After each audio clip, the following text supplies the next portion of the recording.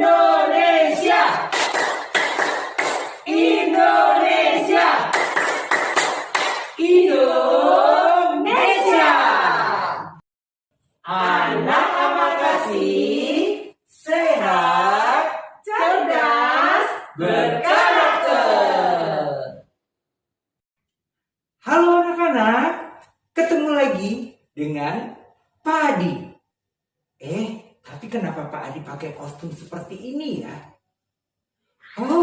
Karena minggu ini kita akan belajar Selamat Ulang Tahun Indonesia. Apa ya sekali lagi nama negara kita? Betul, negara kita adalah Indonesia. Nah, kapan sih ulang tahun negara kita dan apa lagu kebangsaan Indonesia? Yuk kita saksikan video berikut ini.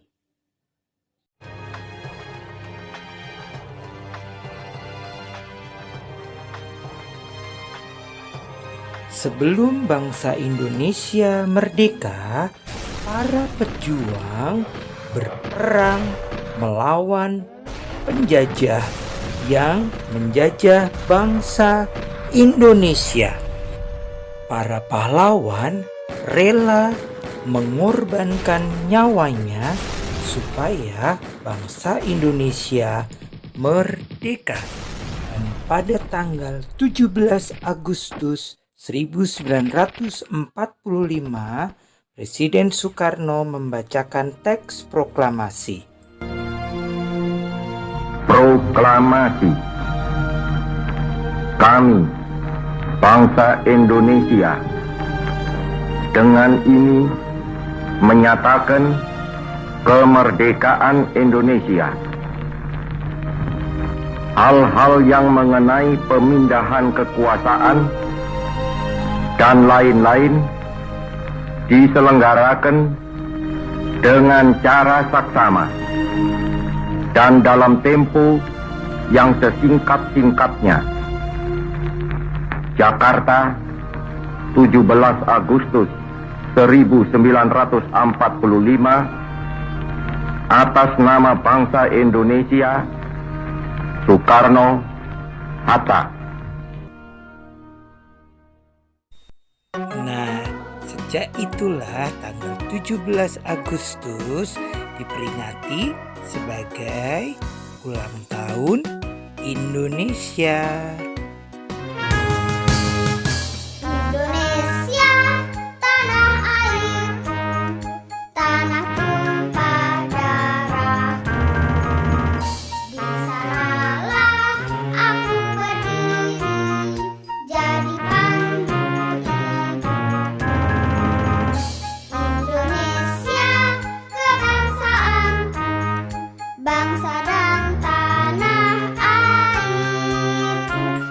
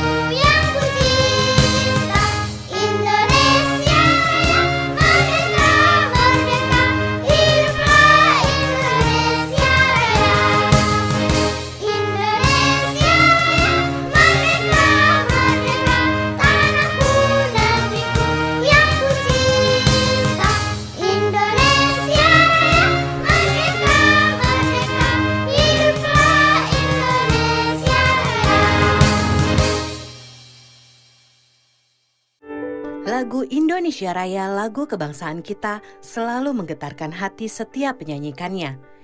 Kisah Wage Rudolf Supratman dalam menciptakan lagu ini sangat menarik untuk disimak loh teman-teman. Wage Rudolf Supratman dikenal sebagai seorang musisi, jurnalis, penulis, serta tokoh pergerakan nasional. Tokoh yang lahir di Purworejo pada 9 Maret 1903 ini belajar bermain biola dari William Mauritius van Eldik, kakak iparnya. Ia sempat jadi violis di band jazz milik kakak iparnya itu. Pada tahun 1924, Supratman pergi ke Bandung dan Batavia. Kala itu, Supratman bekerja sebagai wartawan di surat kabar Kaum Muda yang dipimpin Abdul Muiz. Pergaulannya pada para tokoh pergerakan nasional membuat semangat kebangsaannya makin berkobar, sehingga ia mulai tergerak menciptakan lagu-lagu perjuangan.